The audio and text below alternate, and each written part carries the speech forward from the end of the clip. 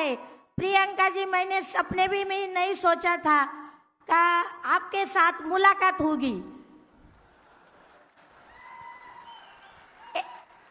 आप सब लोगों को ये समझना चाहिए कि किसान जब सोचता है, ठान लेता है, तो कुछ भी हो सकता है।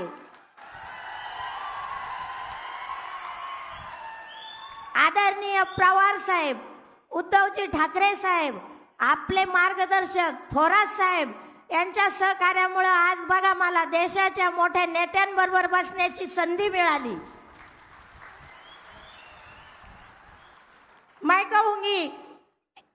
मैं कहूंगी तूफान के साथ ये आंधी है, तूफान के साथ ये आंधी है, ये दूसरी इंदिरा गांधी है। प्रियंका जी, आप में दिखती है इंदिरा जी की झांकी। प्रियंका जी, आप में दिखती है इंदिरा जी की झांकी। बस अभी बीजेपी को हराना है बाकी। मैं एक किसान की बेटी हूँ और यहाँ शिरडी मतदार संघ में 2 दहशतवाद है, वो खत्म करने के लिए खड़ी हूँ। ये सब आप लोग ध्यान में रखिए। आता मराठीत बोलते।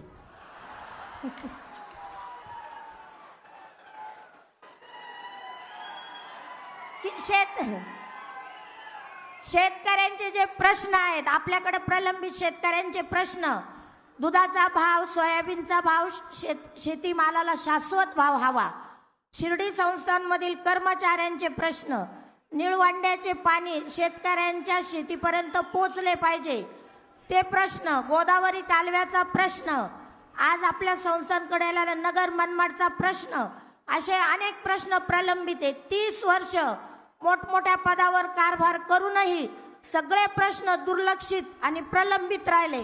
निवडणुकीच्या तोंडावर फक्त आश्वासन, पार्ट्या, मध्य पार्ट्या, अशा प्रकारचं वातावरण चालू आहे। तरी तुम्ही सर्वजण माझ्या पाठीशी उभे राहा व महाविकास आघाडीतील सर्वांना विजयी करा, एवढे बोलून मी माझे 2 शब्द संपवते। धन्यवाद। धन्यवाद काकी। यानंतर मास लीडर ऑफ महाराष्ट्र, आपल्या सर्वांचे लोकनेते, महाराष्ट्राचे नेते, आदरणीय नामदार